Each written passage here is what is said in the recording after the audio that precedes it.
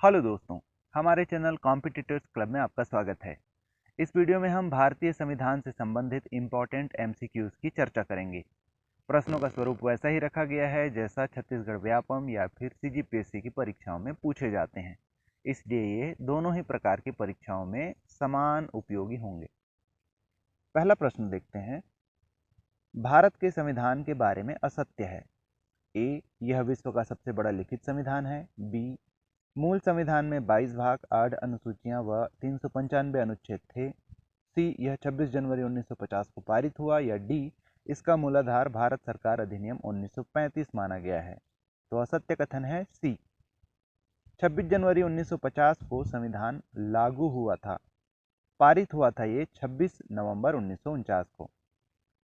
दूसरा प्रश्न, भारतीय संविधान के स्रोत के संदर्भ में सुमेलित है। तो ए बी सी डी बाएं साइड में जो है वो देश दिए गए हैं और 1 2 3 4 राइट साइड में वो चीज़ें दी गई हैं जो इन देशों के संविधान से लिए गए हैं। भारतीय संविधान में बहुत से देशों की अच्छी चीज़ों को शामिल किया गया है।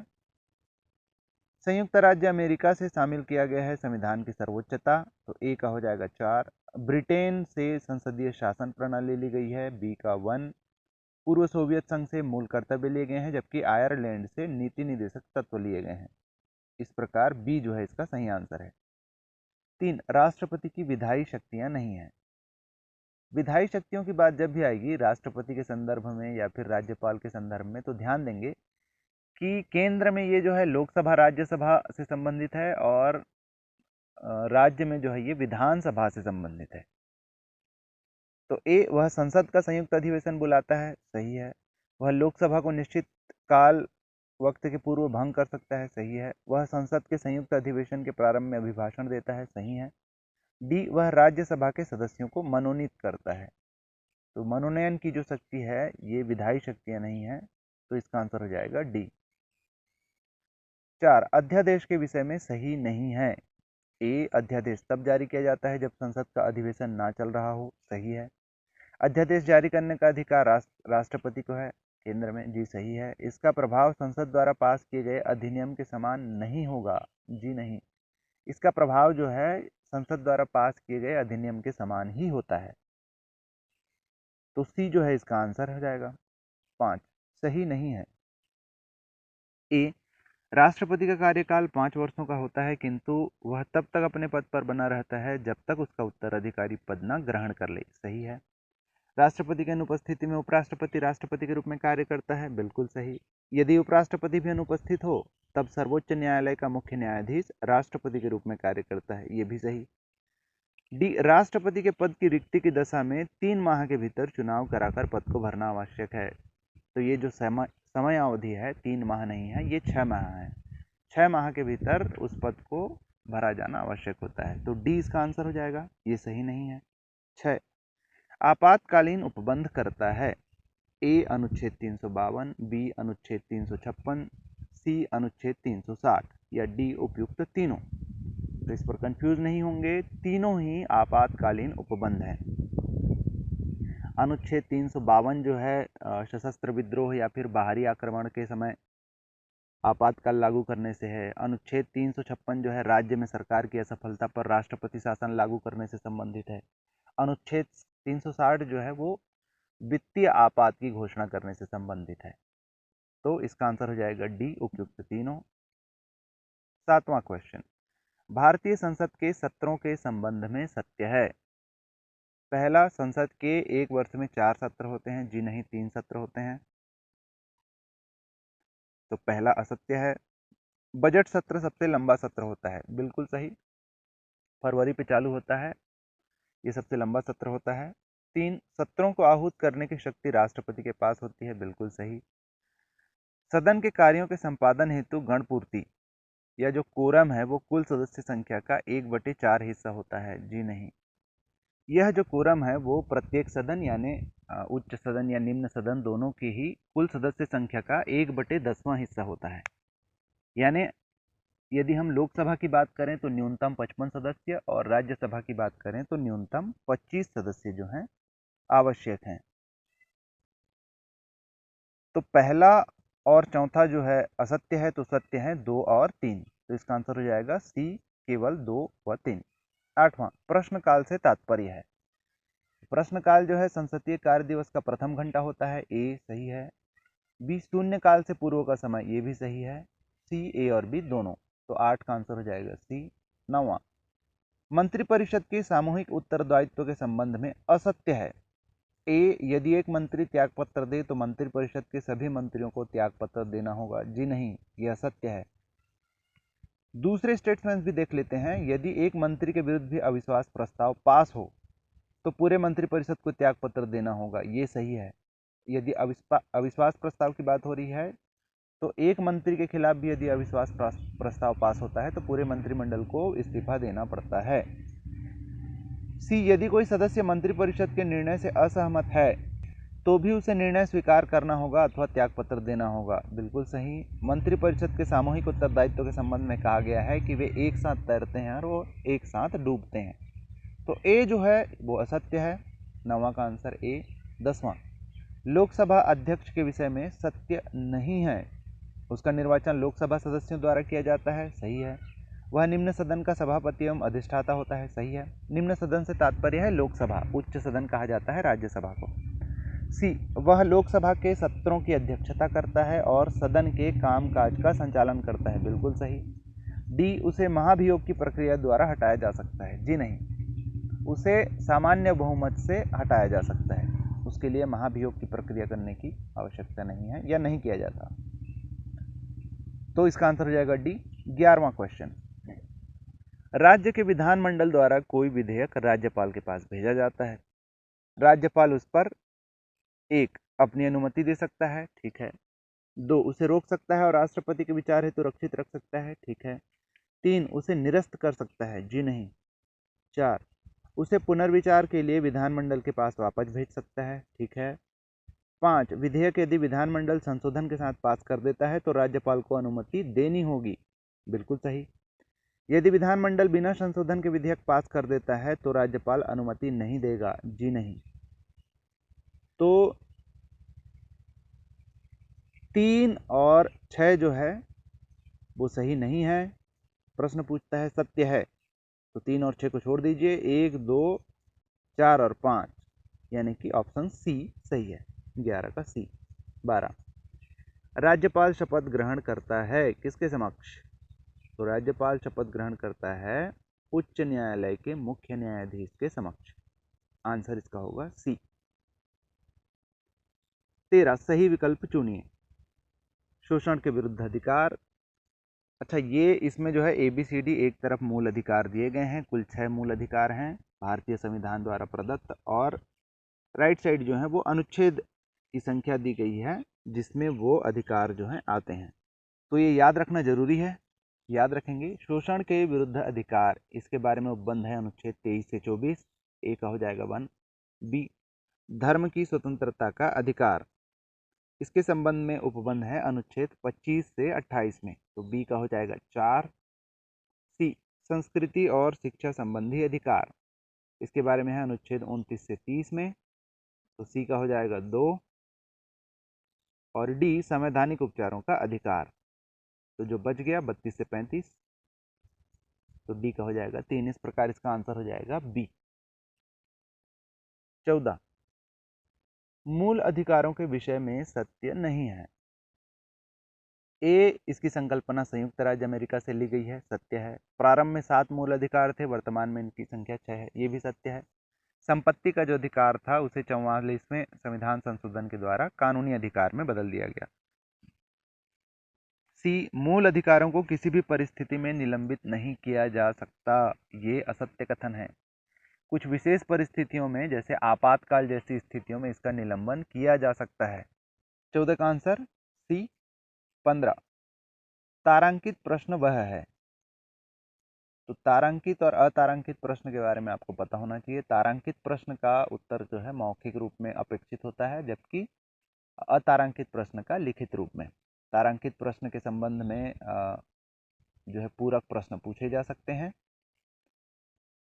तो ए, जिसका उत्तर सदन लिखित में चाहता है, जी नहीं, जिसका उत्तर सदन मौखिक में चाहता है, ठीक, इसका आंसर हो जाएगा बी।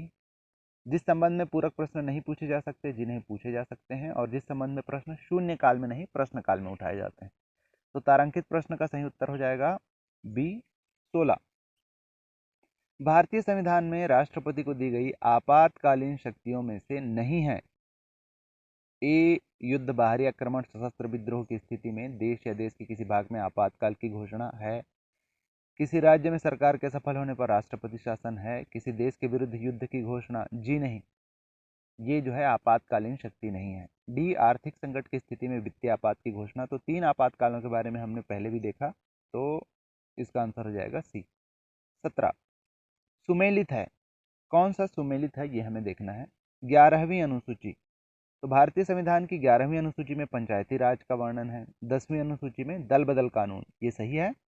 8वीं अनुसूची में भारतीय संविधान द्वारा मान्यता प्राप्त भाषाएं हैं, जबकि 5वीं अनुसूची में अनुसूचित क्षेत्रों या फिर अनुसूचित जनजाति के प्रशासन व नियंत्रण से संबंधित उपबंध है। तो इसका आंसर हो जाएगा बी। 18 राज्यपाल अपना त्याग पत्र देता है। ए उपराज्यपाल को, बी विधानसभा अध्यक्ष को, सी राष्ट्रपति को, डी प्रधानमंत्री को। इसका आंसर हो जाएगा सी राष्ट्रपति को। राष्ट्रपति ही राज्यपाल की नियुक्ति करते हैं और राष्ट्रपति को ही राज्यपाल अपना त्याग पत्र देते हैं। 19 परम आदेश जारी किया जाता है। तो ये जो परम आदेश है ये रिट से संबंधित है। 5 प्रकार के रिट होते हैं जो सामान्य रूप से मौलिक अधिकारों के संरक्षण से संबंधित हैं। तो मौलिक अधिकारों के संरक्षण से संबंधित जब कोई याचिका न्यायालय, उच्च न्यायालय या फिर उच्चतम न्यायालय के पास जाती है तो उच्चतम न्यायालय उस संबंध में अपने आदेश जारी करता है। ये जो आदेश हैं वो 5 प्रकार के हो सकते हैं। पहला है बंदी प्रत्यक्षीकरण या हिबियस कॉर्पस, दूसरा परमादेश मैंडेमस, तीसरा उत्प्रेरण सर्टियोररी, चौथा निषेधाज्ञा प्रोहिबिशन, और पांचवा अधिकार परीक्षा या फिर क्वो वारंटो। अब इसको प्रश्न के माध्यम से समझने का प्रयास करते हैं। जैसे पहला ऑप्शन है ए, जब किसी व्यक्ति को गिरफ्तार किया गया हो तब उसे न्यायालय के समक्ष प्रस्तुत करने हेतु 24 घंटे के भीतर जो है प्रस्तुत करना होता है। ये कहलाता है हिबियस कॉर्पस, बंदी प्रत्यक्षीकरण। बी ऑप्शन, जब कोई निचली अदालत अपने अधिकार क्षेत्र को अतिक्रमण कर आदेश जारी करे तब उस आदेश को रद्द करने के लिए जो आदेश उच्च या उच्चतम न्यायालय जारी करता है उसे कहते हैं उत्प्रेरण या सर्टियोररी। सी, जब किसी व्यक्ति की नियुक्ति किसी पद पर गैर कानूनी हो तब उसे यह पूछने के लिए कि आप किस अधिकार से यहां पर हैं, उसे जारी किया जाता है क्वो वारंटो या फिर अधिकार परीक्षा, जिसका शाब्दिक अर्थ है किस अधिकार के तहत। डी, जब कोई पदाधिकारी अपने कर्तव्यों का पालन ना कर रहा हो जिससे किसी व्यक्ति का मौलिक अधिकार प्रभावित हो रहा हो, उस कंडीशन में जारी किया जाता है मैंडेमस या फिर परमादेश। तो 19 का सही आंसर हो जाएगा डी। राज्यपाल की विधायी शक्तियां नहीं हैं। देखिए विधायी शक्तियों के बारे में फिर से आ गया, तो जब राज्यपाल की विधायी शक्तियों की बात होगी तो ध्यान देंगे ये विधानसभा से संबंधित होंगे, विधानसभा या विधानमंडल से। विधानसभा की बैठक बुला सकता है, स्थगित कर सकता है, भंग कर सकता है। प्रत्येक आम चुनाव के पश्चात और प्रतिवर्ष प्रथम अधिवेशन में विधानसभा को और राज्य में द्विसदनात्मक विधानमंडल है तो संयुक्त अधिवेशन को संबोधित करता है। ठीक है। जब विधानमंडल का सत्र नहीं चल रहा हो तो वह अध्यादेश जारी कर सकता है, ये भी सही है। डी, राज्यपाल मुख्यमंत्री तथा उसके परामर्श से अन्य मंत्रियों की नियुक्ति करता है, ये जो है उसके स्वविवेकी शक्तियां हैं, तो ये विधायी शक्तियों में नहीं आएगा। डी का आंसर 20 का आंसर हो जाएगा डी। 21 सही विकल्प चुनिए। ए अस्पृश्यता का अंत, इसके बारे में है अनुच्छेद 17 में, ए का 3। शिक्षा का अधिकार है अनुच्छेद 21 ए में, बी का 4। अपनी संस्कृति भाषा लिपि के संरक्षण का अधिकार के संबंध में उपबंध है अनुच्छेद 29 में, तो सी का 1। और संविधान के हृदय और आत्मा कहा जाता है अनुच्छेद 32 से 35 को, तो डी का 2। इस प्रकार इसका आंसर हो जाएगा बी। 22वां प्रश्न, मंत्रिपरिषद के विषय में सत्य नहीं है। ए, प्रधानमंत्री मंत्रिपरिषद का प्रमुख होता है, सही है। बी, प्रधानमंत्री की मृत्यु अथवा त्यागपत्र से इसका स्वतः विघटन हो जाता है, ये भी सही है। सी, मंत्री के मृत्यु अथवा त्यागपत्र से इसका विघटन हो जाता है, जी नहीं, वो पदरिक्त हो जाता है। मंत्रिपरिषद सामूहिक रूप से व्यवस्थापित प्रति उत्तरदायी होते हैं, ठीक है, सामुदायिक उत्तरदायित्व के बारे में हम देख चुके हैं, सामूहिक उत्तरदायित्व के बारे में, माफ कीजिए। तो 22 का आंसर हो जाएगा सी। 23, उपराष्ट्रपति के चुनाव के संबंध में सही नहीं है। ए, चुनाव गुप्त मतदान द्वारा होता है, सही है। मतदान आनुपातिक प्रतिनिधित्व प्रणाली के अनुसार होता है, सही है। मत एकल संक्रमणीय होते हैं, सही है। चुनाव में संसद के दोनों सदन व राज्य विधानमंडल के सदस्य भाग लेते हैं, जी नहीं। राज्य विधानमंडल के सदस्य राष्ट्रपति के चुनाव में भाग लेते हैं, उपराष्ट्रपति के में नहीं। तो 23 का आंसर हो जाएगा डी। 24, महामहिम रामनाथ कोविंद हैं, यह हैं भारत के 14वें राष्ट्रपति। 24 का आंसर बी। 25, कोई व्यक्ति भारत का उपराष्ट्रपति निर्वाचित होने की पात्रता रखता है यदि ए, वह भारत का नागरिक है, बिल्कुल सही। वह 45 वर्ष की आयु पूर्ण कर चुका हो, जी नहीं, 35 वर्ष की आयु चाहिए होती है। उसने भारत सरकार या राज्य सरकार के अधीन कोई लाभ का पद धारित नहीं किया हुआ हो, बिल्कुल सही। वह लोकसभा का सदस्य निर्वाचित होने योग्य है, जी नहीं। उपराष्ट्रपति के निर्वाचन के लिए राज्यसभा का सदस्य निर्वाचित होने की योग्यता आवश्यक है। तो इस प्रकार हम देखें तो ए सही है, 3 सही है, मतलब 1 सही, 3 सही, 3rd सही, 5th वह 25 वर्ष की आयु पूर्ण कर चुका हूँ, 35 वर्ष की आयु पूर्ण कर चुका हूँ, ये भी सही है। और 6 वह राज्यसभा का सदस्य निर्वाचित होने योग्य हो, ये भी सही है। तो 1, 3, 5 और 6, ऑप्शन सी इसका आंसर होगा। 26, राष्ट्रपति के निर्वाचन के संदर्भ में लाभ का पद नहीं है। पहला राष्ट्रपति का पद, दूसरा उपराष्ट्रपति का पद, तीसरा राज्यपाल का पद, चौथा भारत के महालेखाकार का पद, पांचवा सर्वोच्च न्यायालय के न्यायाधीश का पद, छठवां संघ या किसी राज्य के मंत्री का पद।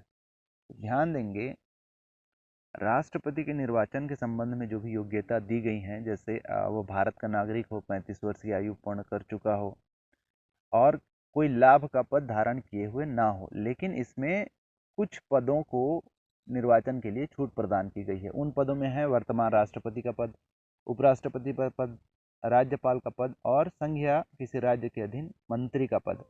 तो 1, 2, 3 और 6 जो हैं, ये राष्ट्रपति के निर्वाचन के संबंध में लाभ का पद नहीं माने जाएंगे। तो इसका आंसर हो जाएगा सी।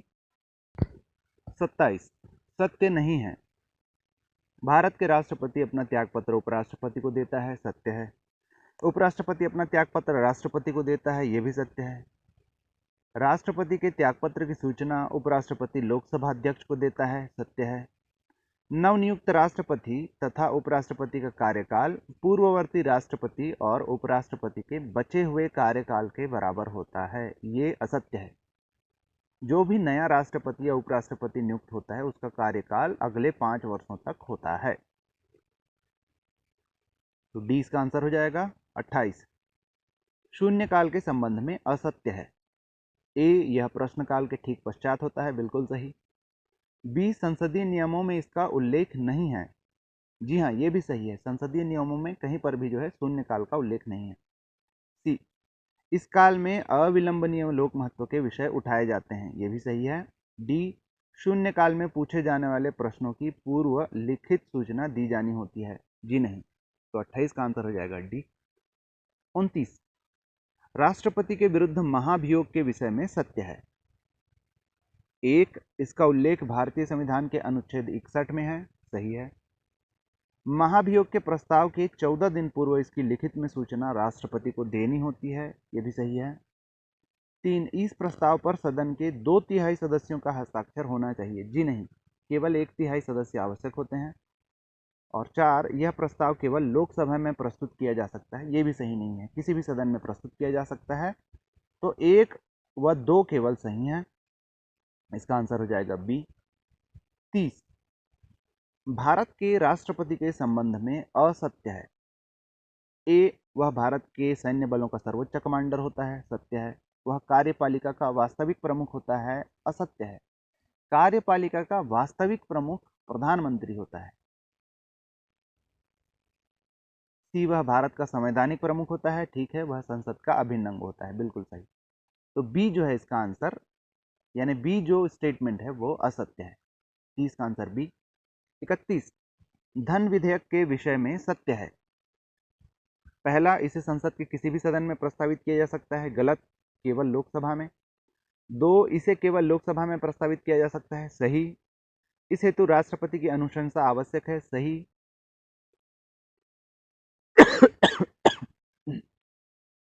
4, यह भारत की संचित या आकस्मिक निधि से धन निकालने या जमा करने से संबंधित है, सही। तो 2, 3 और 4 सही। 31 का आंसर है डी। 32, राष्ट्रपति की न्यायिक शक्तियों के संबंध में सत्य नहीं है। ए, वह दोषी को क्षमा कर सकता है, सही है। वह किसी दंड पर रोक लगा सकता है, सही है। वह दंड के स्वरूप में परिवर्तन कर सकता है, सही है। वह आपातकाल की घोषणा कर सकता है। तो ये आपातकालीन शक्तियां हैं, न्यायिक शक्तियां नहीं है। तो 32 का आंसर हो जाएगा डी। 33, निम्न में से राज्यपाल की स्वविवेक की शक्तियां नहीं हैं। ए, विधानमंडल में स्पष्ट बहुमत न मिलने की स्थिति में मुख्यमंत्री की नियुक्ति है। कतिपय परिस्थितियों में मंत्रिमंडल को भंग करना है। राष्ट्रपति शासन लागू करने हेतु राष्ट्रपति को अनुशंसा भेजना, ये भी है। डी, जब विधानमंडल का सत्र नहीं चल रहा हो तो वह अध्यादेश जारी कर सकता है। ये विधायी शक्तियां हैं, यानी डी जो है विधायी शक्ति है, तो ये स्वविवेक की शक्ति नहीं है। 33 का आंसर हो जाएगा डी। 34, निम्न में से सत्य कथन है। एक, राज्यपाल विधानसभा को किसी भी समय भंग कर सकता है, सत्य है। ऐसी आशा की जाती है कि इस अधिकार का प्रयोग वह मुख्यमंत्री के परामर्श से करेगा, सत्य है।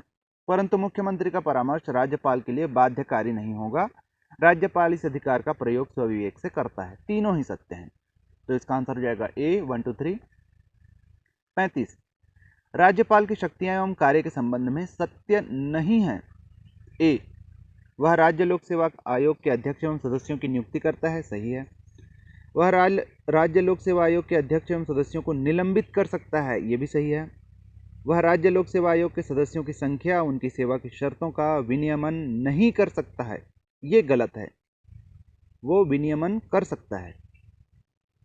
तो इसका आंसर हो जाएगा सी।